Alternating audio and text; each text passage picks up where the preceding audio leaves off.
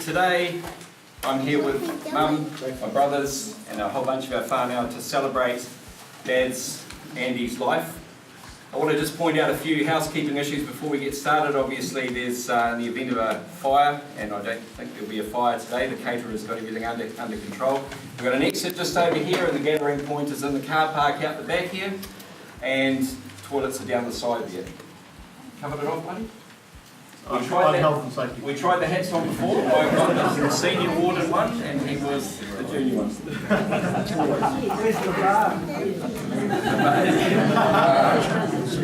That man knows Rob Muldoon, or knew him, so that was a very good call. Samina. As I said, welcome everybody. On behalf of Mum, Jan, my brothers Bruce and Mike, and our families, I'd like to thank you all for joining us here today for Dad's memorial service. Dad was emphatic that when his time was up, he wanted to be dispatched without any fuss or fanfare. He said to me on more than one occasion, "Put me out the front in a red council rubbish bag for collection on Wednesday." I reminded him that the New Plymouth District Council rubbish bags aren't that terribly big, and for that to happen we'd create one hell of a crime scene, and that would be a problem for all of us. But Dad's health had not been flash for some months actually, and certainly he'd been in advanced heart failure for the last 12 months, and the deterioration in that was very, very noticeable in the last 6 months. And sadly, after battling fluid issues for 6 weeks, which was a complication of his failing heart, Dad passed away peacefully at 6:40 p.m. on Thursday the 14th of March at Taranaki Base Hospital, with Mum, Mike and Charlotte by his side. In keeping with Dad's wishes, he was cremated at 12 noon on Saturday the 16th of March. My last catch up with Dad was on that Thursday afternoon. Lorraine and I sat with him and we had a very honest discussion about his well-being and his health. Dad was being monitored for all fluid in versus all fluid out, and he was only allowed 1,375 millilitres of fluid a day, which isn't a lot. Anyway, he said to Lorraine and I that he's had something he wanted to tell us. It was actually a confession of sorts. So we sort of gathered in a bit close to him, and he said, "This saga has turned me into a thief." And I said to him, "How so, Dad?" He said, "Well, when I go off to the toilet and they leave me alone in there, I've been stealing water." I said, "Oh, for goodness sakes, please tell me you're not taking it out of the bowl, Dad." We had what was a really good laugh at something which was sadly his demise. Because the reality was, Dad was full of fluid, but he was dying of thirst. Before we do the eulogy, one of my daughters, Katie Bolland, is going to do a reading. Would you like to come on up now, Katie?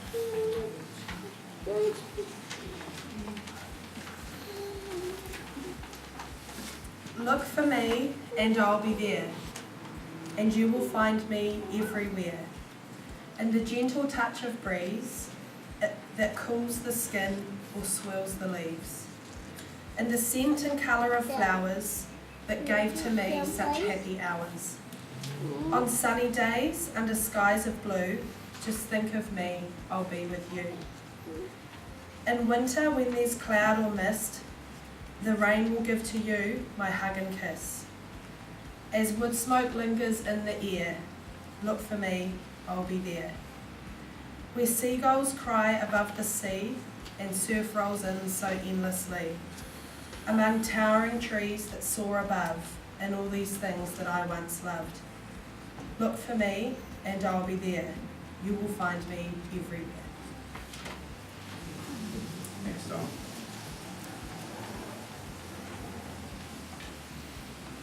Andrew Reid. Andy, Dad and Pop was born in Wellington on the 3rd of January 1939. He was the youngest son of Andy and Lillian, and little brother to Harold. Dad's father was a police officer, and in 1941 he shifted his family to Hawke's Bay, where he could further advance his career with the New Zealand Police. Dad and his brother Harold grew up in Napier with very attentive and loving parents. Their childhood was quite restricted though, because a policeman father who would later become Napier's chief of police, had obvious implications for Dad and Uncle Harold, particularly in their teenage years. Dad's mum Lillian was resourceful and she was a very handy woman. She taught her boys how to change tyres and all kinds of great things hardware-wise, although cooking certainly wasn't a skill that she passed on to Dad. Nan was also a great fisherwoman, and she taught Dad how to fish, and this became one of his favourite pastimes. Educated at Napier Boys High School, Dad was expected to follow his oldest brother Harold into a career in banking. However, this wasn't for him. He had his mind set on being a builder. So with the help of his granddad Pring, who was himself an accomplished brickie, he set about convincing his parents to allow him to follow his chosen career path. And at 15 years of age, he secured a building apprenticeship with Robert Holt & Sons in Napier. Dad prospered at building, and this gave him some funds to buy his first car at the age of 16. It was a Morris E Series E. John? Yes, it was, thank you. And this car featured in many of his adventures over the next few years. And John's nodding his head, so you were obviously part of a few of those. Skating was also a big part of Dad's life. He was a founding member of the Napier Skating Club and a New Zealand representative roller hockey player in 1958. As well as playing the sport, he refereed it, and he became a New Zealand international referee in 1963, which was only one of 3 at the time in the country. Skating was also a catalyst for Dad meeting Mum, and they started dating in about 1957. At what age? I'll have to reveal my age shortly. It's awkward, Meta. It'll be awkward. Let's move on. Stick to the script, Murray. So 2 years later, in 1959, they got engaged, and together they bought a section at number 12 Osier Road in Green Meadows in Napier. Dad, he was 20 years old at the time, built our first family home during his weekends and evenings over the next 18 months. So the house was ready for them to move into when they got married on the 14th of January 1961. In 1962, my dad became a dad. I arrived on the scene, so start doing some maths now. I think we're just in, aren't we? Yeah, we're all good. Bruce Harold followed along in 1964, and this started a pretty good year for Dad. He was 26 years old, and his hard work within Robert Holt & Sons was recognised again when they asked Dad to manage their brand new mill operation in Onikawa in Napier. At the time, this was the most technologically advanced sawmill in the Southern Hemisphere.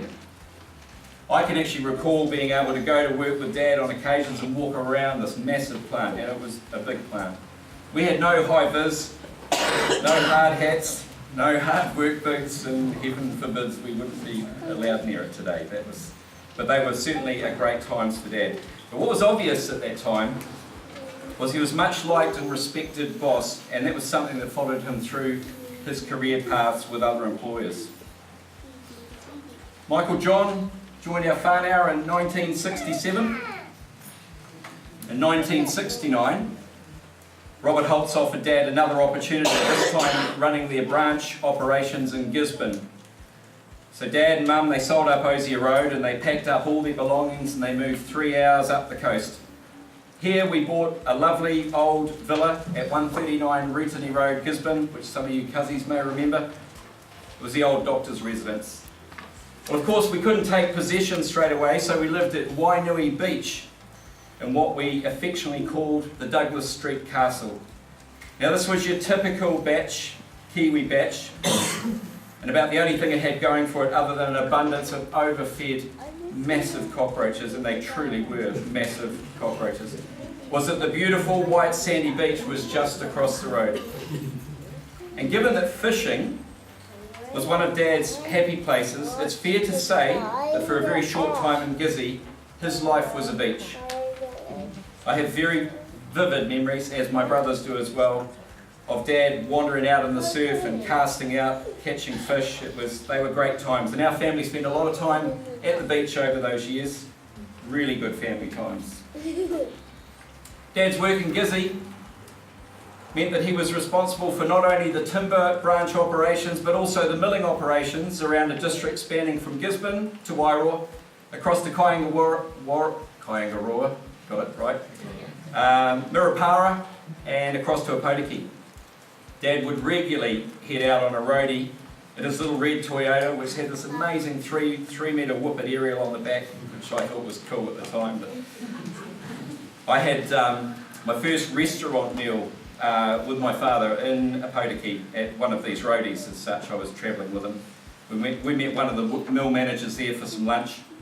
Pretty upmarket pub. I was allowed a Wiener Schnitzel steak and a glass of lemonade, which was quite a treat then. But I'm pretty sure Dad regretted that mix when I would have almost certainly been car sick in the Waiwiki Gorge on the way home.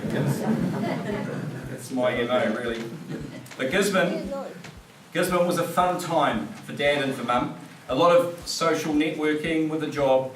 They entertained the Japanese logboat captains and their families, and then in turn we were taken on board the logboats for entertainment, dinners, and most of all Coca-Cola, which is my first vivid memory of Coca-Cola. 139 Rutini Road was renovated and back to all its glory. Mum and Dad did their time in Gisborne very well, and they were a very good team. In 1973, Robert Holtz became Carter Holtz, and the work environment changed. Dad decided to look around for another work opportunity. Taranaki was mooted as an option, and it was then that they reached out to Albert Cowley in New Plymouth of A.J. Cowley fame. Now, Albert and Quita Cowley were my grandparents' neighbours in Napier, and they'd known Dad since he was about 3 years old. This led to an introduction to Rodney Jones at Jones and Sanford. Rodney wanted to open another business in New Plymouth, and Dad was offered the job of setting up and managing the Taranaki Plywood Company on Courtney Street. So in 1974 we sold up Gisborne and we moved halfway around the world, so it seemed, to New Plymouth. 446A St Albans Street was bought, and like all of our family homes, Dad was instrumental in adding bedrooms, rumpus rooms, and renovating so that we always had a comfortable and spacious digs. We were very lucky. Dad also managed the challenge of setting up the Taranaki Plywood Company. He'd proved his stripes to Rodney, and he was brought across to Jones and Sanford's business to oversee the mill operations both locally and up at National Park. My first employment opportunity was actually facilitated by Dad when he assisted me to get an after-school job sweeping the floors at the Jones and Sanford Joinery Factory, which is still in St Albans Street in New Plymouth. You work pretty hard when your old man is one of the bosses, and my most overriding memories of that in the role was the ease with which he managed his team of guys. Even when he was with the builders and they were in their building gear, and Dad's in his, if you can imagine, trendy at the time, dress shorts, business shirt, tie, packet of Cornwall filter in his breast pocket, his long walk socks with a couple of pens stuck on the outside, and his black polished shoes. He would still pick up a hammer, he'd still grab a shovel and still barrow cement with the guys if they needed a hand. Probably a nightmare for Mum getting his laundry done. But did he do his own laundry? No. One thing for us is in his shift to management, Dad always led from the front, and he never lost touch with the coalface where the real work was being done, I guess you'd say. I remember one of his foremen saying to me once, when I was parked in Dad's office chair waiting for a ride home, he says to me, "It's good to see that chair getting some use, kid, because your old man's not one to sit down in it for long." And that probably summed him up a bit, really. 1975, Dad left Jones and Sanford, and he took up a role as contracts manager with Riddick Brothers and Still. Now, Dad loved his time working for Willie Still and Ray Riddick. One of his most memorable projects that he worked on was the Vivian Street Viaduct, and that's something that we all transit every day today. It's nice to see it still up, eh, Willie? Quality build it was.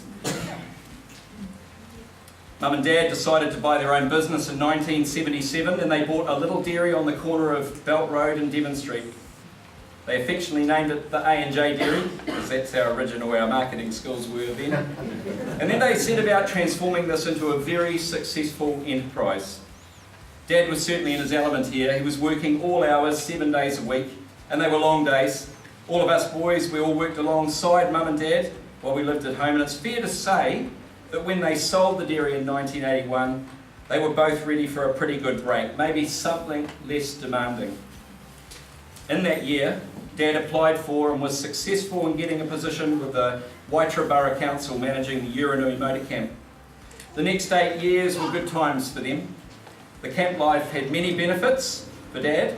Fishing was on tap, and you can't fish without a boat.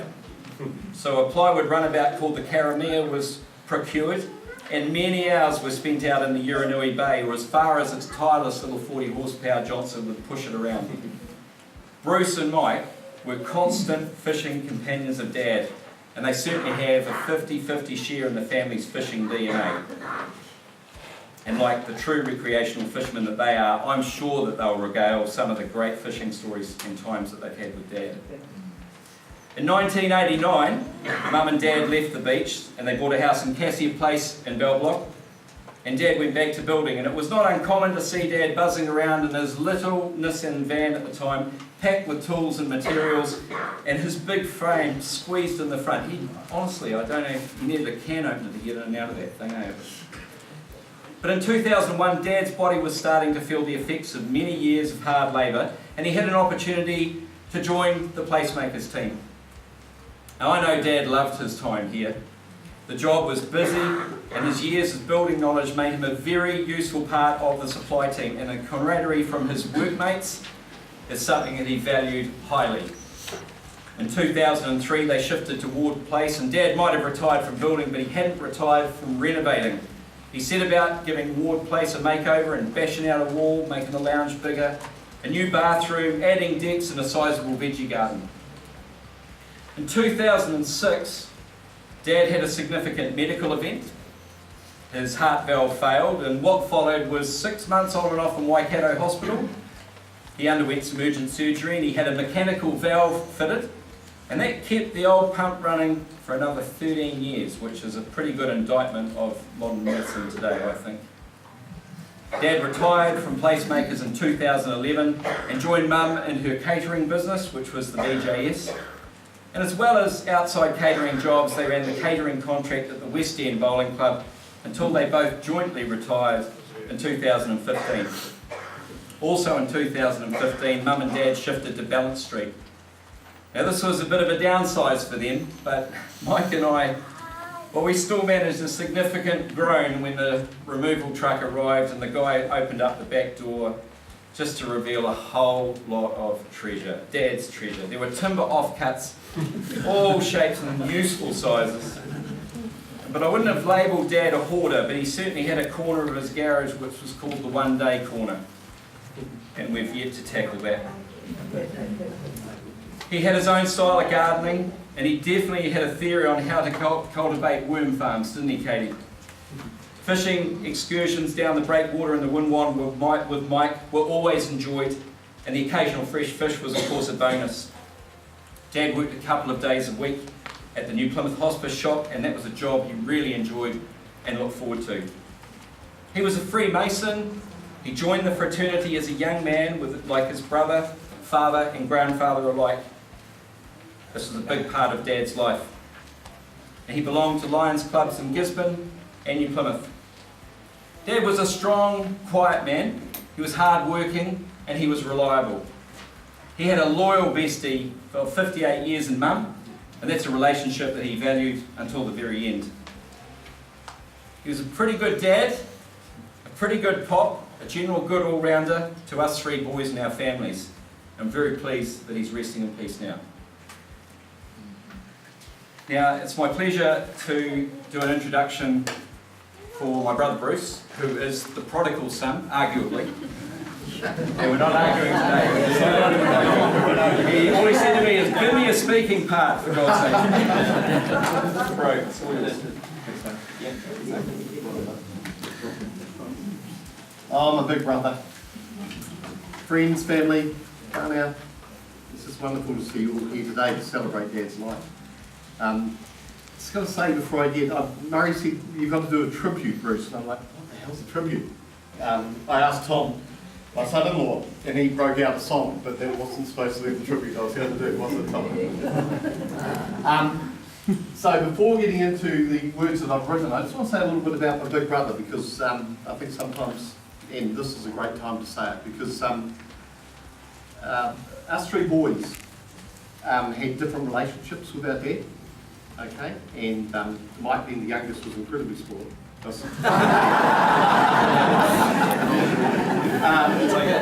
Me being the middle child was neglected.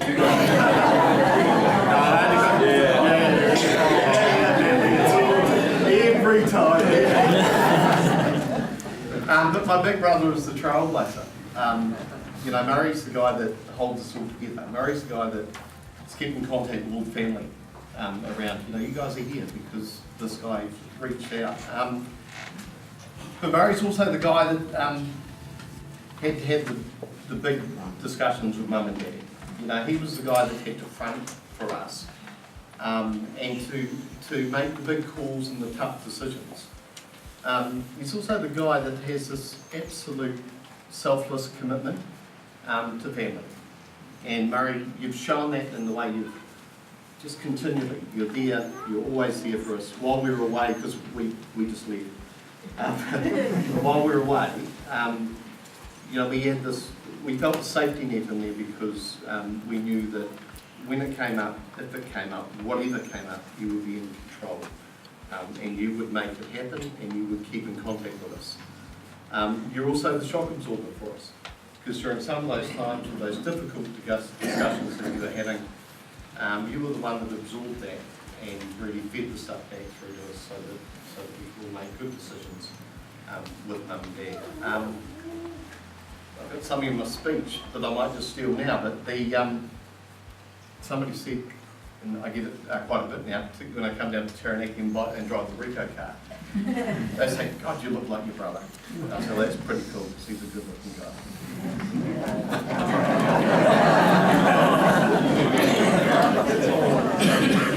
You've wasted 2 minutes. The cool thing is that I wrote the schedule, so it's hey, so what happened was I had a phone call to Murray, and Murray says, you know, Dad's not too good. And I mean, he's not too good. I've just had a yak with him, and you know, it ain't going to be long. And when he said ain't going to be long, I kind of thought, yeah, okay, it's cool, a few days, we'll settle it down. About 3 hours later, he had to make a phone call that said, Dad's passed.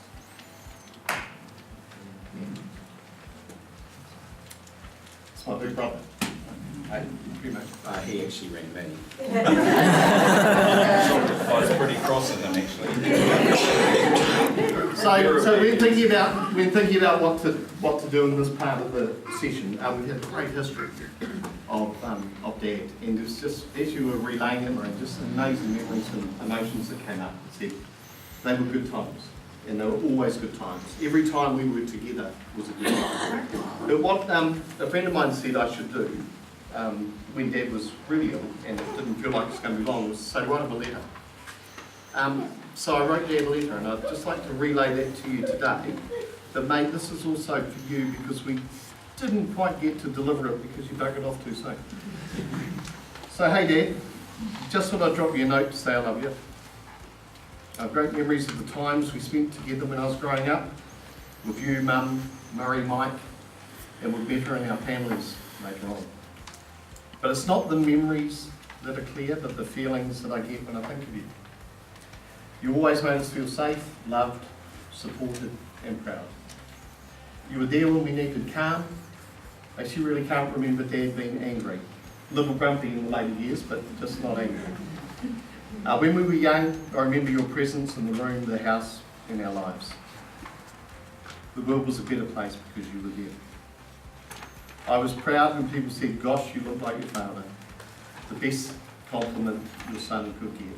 I loved the way when you smiled, really smiled, not that phony one you put onto the cameras, but when you really smiled, came from within, and I could see it in your eyes. And it made me feel humour, the fun, and the love that you had for us.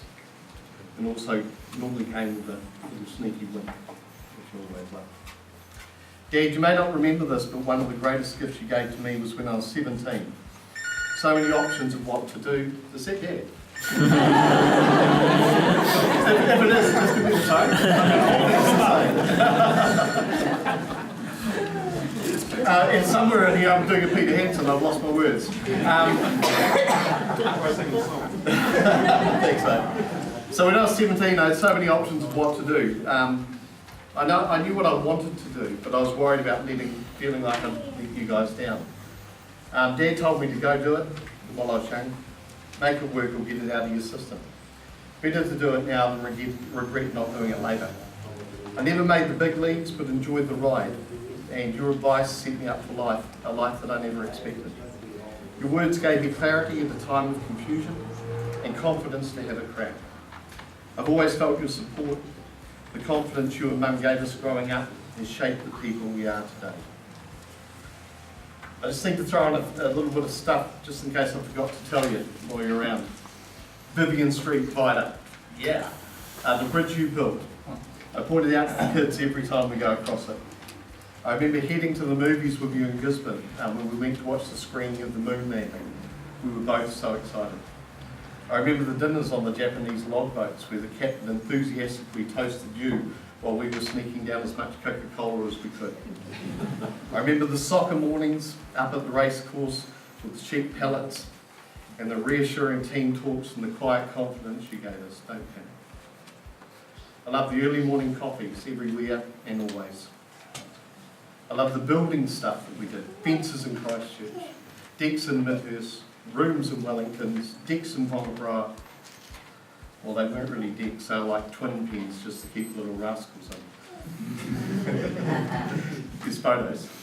Okay, and then one of my recent memories was with you building the pergola out at Waimaku with one of our son-in-laws, Chris. You were always encouraging, even when I didn't have the right tools or the skills. I remember the Christmases together, the badminton on the sloping lawns, water fights with the grandies, always the first guy to put the paper crown hat on his head after they came out of the popping thing. You're always that man, you're always the first one. I remember Green Door being played on the piano and everyone singing around it. I remember a Christmas in Waimaku, and the lasting memory I had was a cricket match that we were having on the lawn. And the guys that had the house before us were hoarders, and up on the hill there's a whole lot of old dunnies. I remember looking around and looking up on the hill, and Dad had taken a position on one of them. Just hope he was filming. Okay. It just makes me smile when I think of that.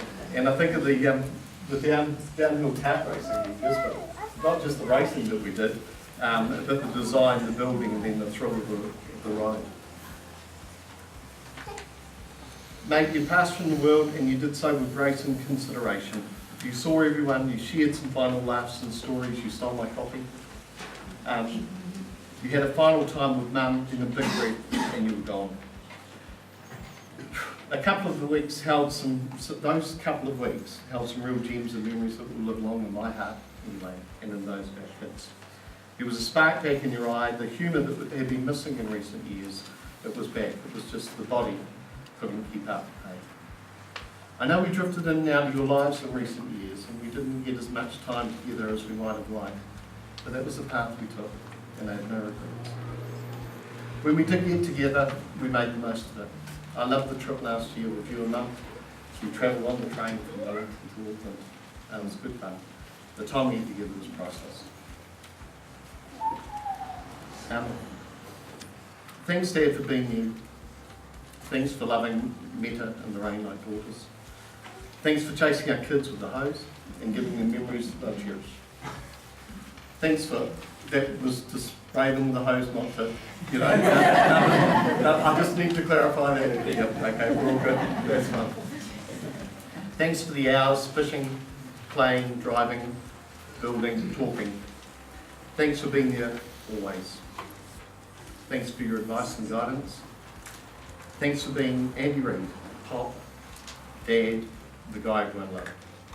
There is a void in my heart and a gap in our lives. that needs to be filled with great memories, so we will never forget you. I love you, mate. Thanks for sharing your life with us. I will continue to strive and live to be just like my dad, because he was a pretty cool guy. This is goodbye. We'll look after Mum so she continues to feel the love you have for her. Are we? Not going to swear, sorry. I really hope that sometimes there will be things that we do that will make her smile as she sees the best of you in us. Travel with me.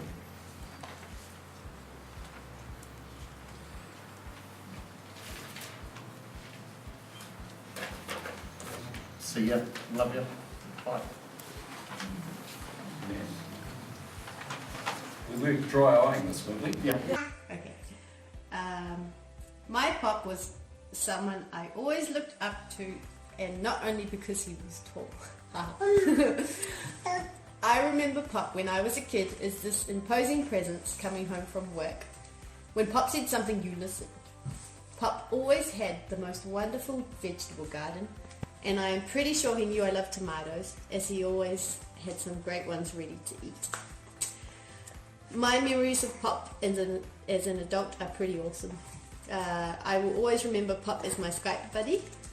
One thing I wish I had told Pop was how much I enjoyed every single one of our chats. Living on the other side of the world has been pretty lonely sometimes, and our short chats, especially when I was at home a lot by myself, were so important to me.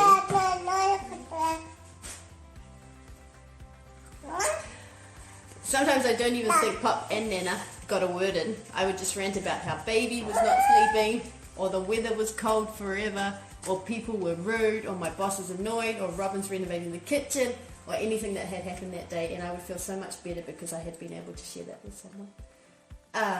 The second thing I would tell Pop is how much I also enjoyed our quiet cups of coffee in the morning when I stayed with them, and how happy I am that when I grew up we were friends who could just sit in silence and read the paper and enjoy each other's company. The third thing I would tell Pop is how much I love him and how much I would miss him, but I hope he knew that already. And I'm sorry I can't be there today, but I love you, family, and I can't wait to see you all and share some stories about our Pop. Yeah, so that's just a few words from me. Final words to Emma. Emma.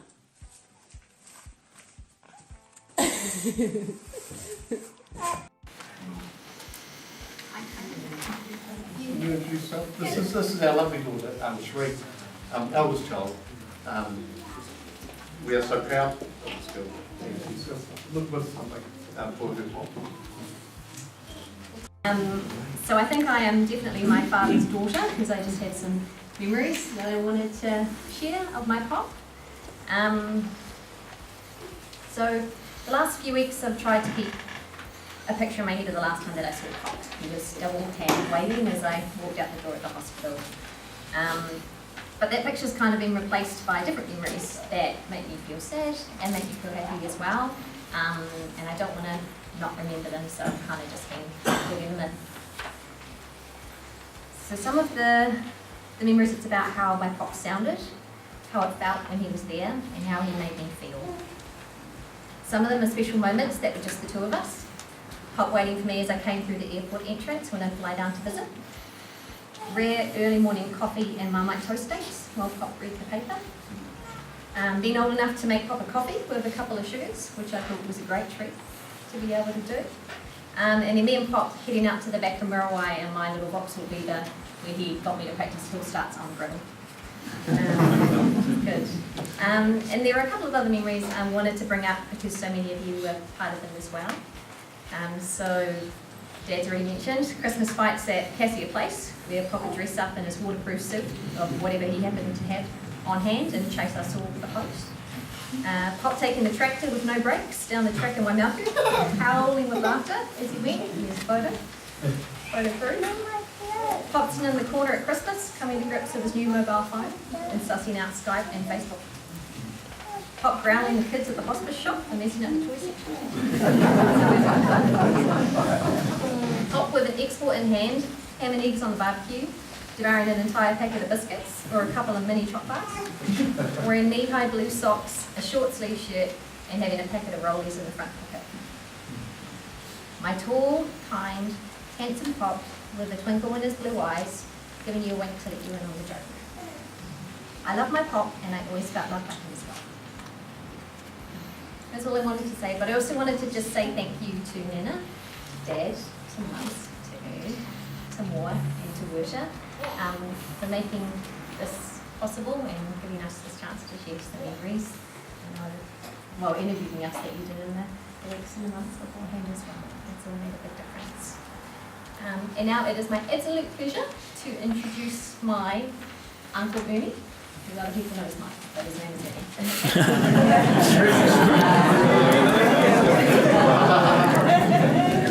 Well done.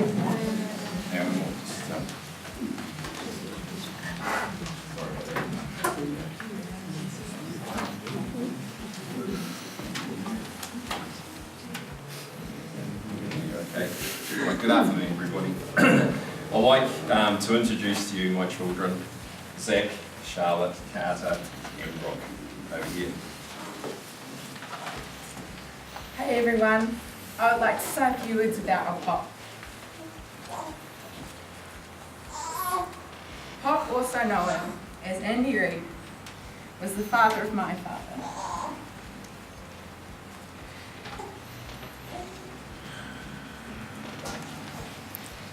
Growing up, I don't remember a lot about Pop.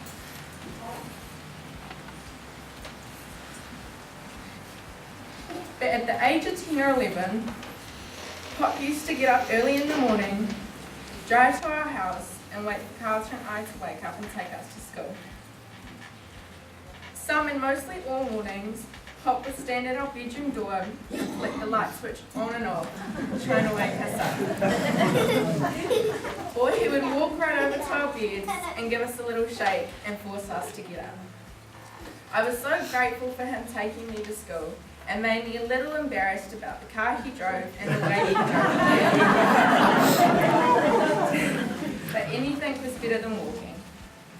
I remember one really funny moment Carter and I had with him. It was one school morning, Carter and I were getting ready. We were waiting for our toast to finish, and Carter and I were trying to guess when it would be done.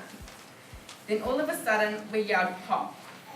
And in the corner of our eye, we both saw a head appear from around the corner and hear Pop yell, "What?" After we stopped giggling, we tried to explain why we were laughing, but I don't think he got it. After getting everything ready for school, we go sit in the car. Jumping into the Pope-mobile, Pop turned the car on, then just getting a blast of talkback radio and get to see Pop scramble for the volume button while reversing out of the driveway every morning before school. Most of all, I would like to say thank you for everything you have done for Carter, Zach, Brooke and I, and how you have helped us along the way. We will miss you a lot, but personally, I will never forget the times I visited you in hospital when you took a glance at your meat and veggies and screwed your face up and then went straight for the ice cream and jelly. And that's when Nana and I had to hide it from you. I love you, Pop, and I will miss you. I will miss all these beautiful memories we have had. But you will always be in my special place in my heart. Thank you. Well done, Aussie. Good on you.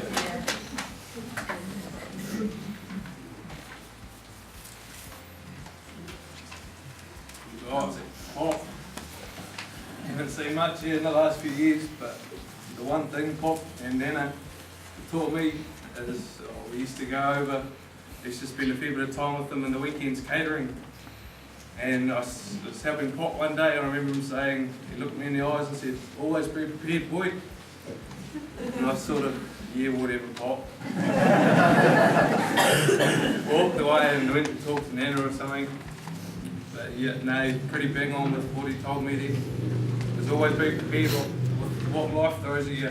I mean, it's got everything. And Pop, you always have a big place in my heart. But yeah, no, I'm thankful for everything he taught me, building. He helped me, or he taught me a bit in the old garden. I remember we had the jungle at Ward Place, where he'd go and get a whole lot of tyres, and we made cut tracks up through it. When I got there, I'd drag him up, here Pop, come on, let's go build some steps. He'd come up there and he'd be shattered after a day's work or whatever he's done. And we'd dig in some tyres, or 2 or 3, and then he'd be like, oh yeah, no, that's enough. So we'd go back and have a feed, and then it's prepared for us. But yeah, like just those memories will stick with me for life, Pop. So I'd just like to say thank you. Well done, Zach.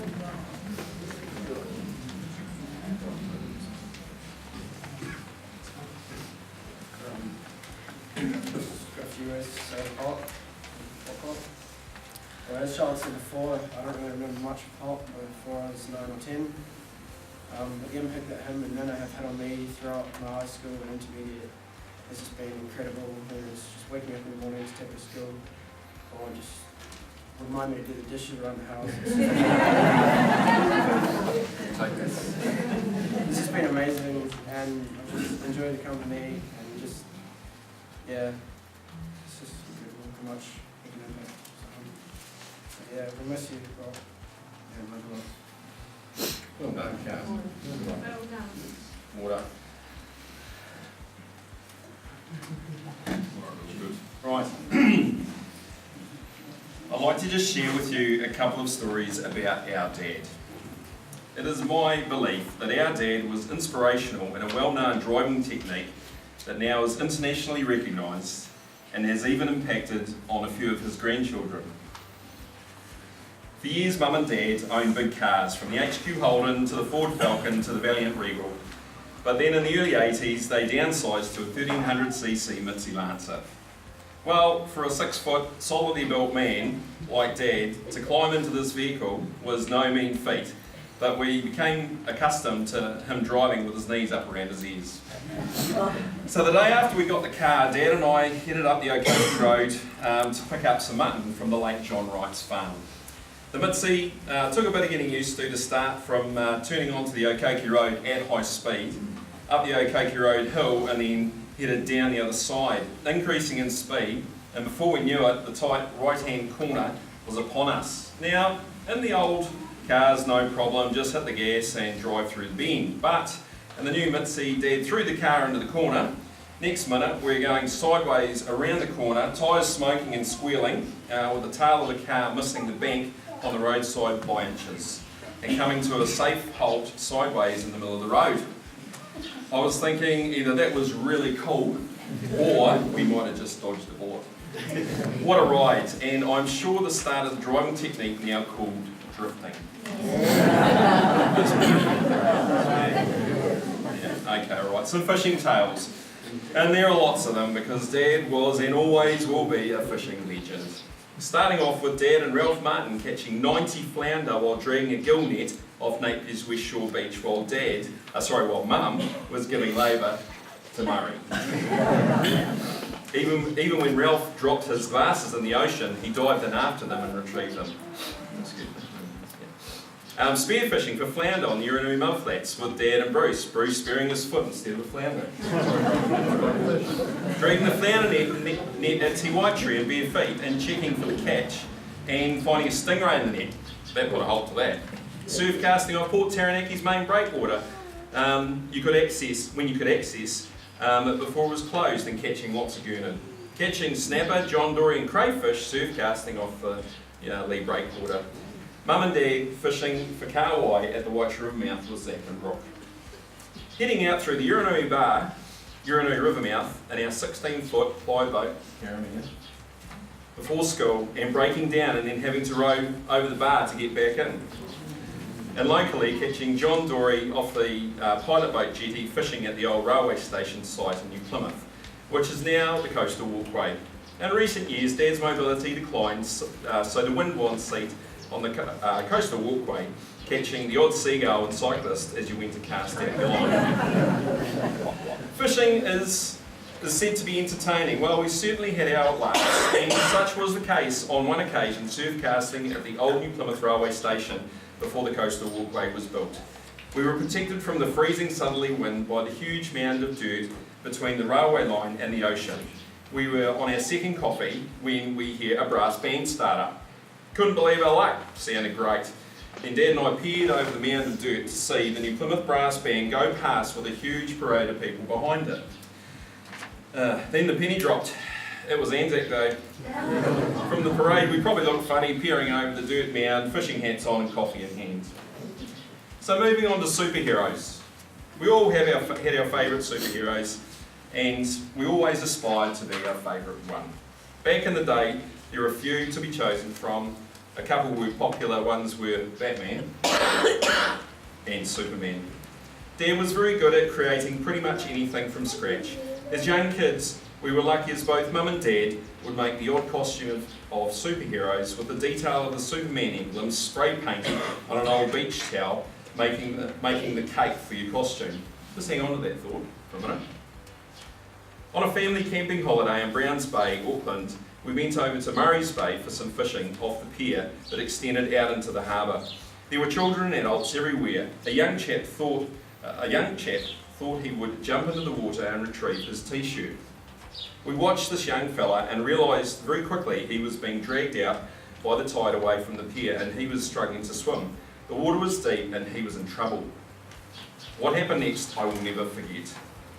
Quick as a flash, Dad empties his pockets of car keys and wallet, climbs up on the handrail of the pier and dives into the tide and swims out and retrieves a very frightened, cold young chap that will be forever grateful for the quick thinking and actions of our dad.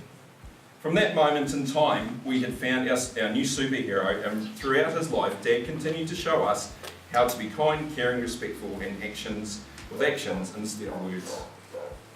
Before we head off for afternoon tea and a chat, I want to say a few thank yous on behalf of our family. To Dad and Mum's friends and acquaintances, thank you for the companionship, love, and support you have given to Dad and continue to envelope Mum with. Our family sincerely acknowledges how very lucky they are to have you in their lives. To the medical team at Taranaki Base Hospital, we will forever be grateful for all of your hard work that went into the care of our dad and the compassion and empathy that you showed us all throughout his stay in your care. To our whānau, thank you for being here with us today. Some of you have travelled quite a distance to be here today and we really appreciate this. To all of you, never underestimate the value of your presence in our lives and know you are loved back. Thank you all for caring. Finally, we would like to acknowledge the Masonic Lodge for their contribution today and for making this venue available so Andy's family and friends can be together today. Thank you for honouring Dad with the Tyler's prayer. But I now call upon the worshipful brother Yanette to do the Tyler's prayer, please. Could everybody stand?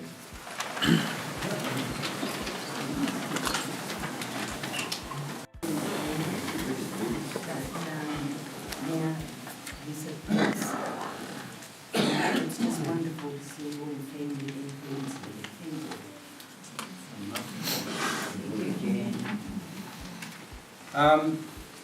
Thank you everyone for your comments. I think we've got a quick video we're going to look at, Sheree. Is that at all possible? It's a black and white one, about 58 years old. Here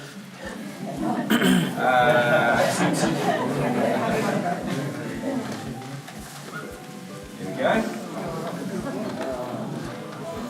No, it's not black and white at all, John, as you rightly point out. So I'll